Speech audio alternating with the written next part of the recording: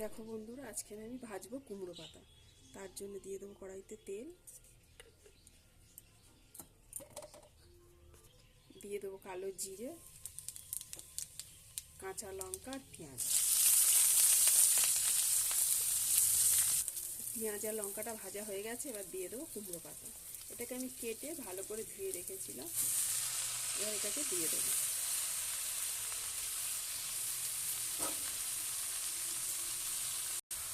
দেখো বন্ধুরা, তোমাদের কাদের কাদের কুমড়ো পাতা ভাজা খেতে ভালো লাগে আমাকে অবশ্যই জানাবে।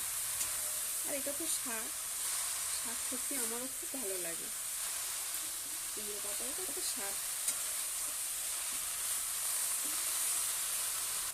দিয়ে দেবো লবণ। আমি এর মধ্যে হলুদ দেবো না, মানে শাকটা একটু সবুজ সবুজ হলে ভালো লাগে দেখতে, খেতেও ভালো লাগে।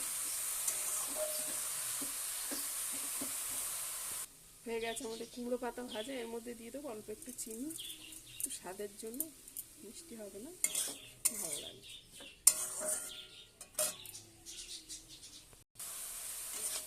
এটা ভাজা হয়ে গেছে, এবার এটাকে নামিয়ে নেব। গ্যাসটাকে অফ করে দেবো।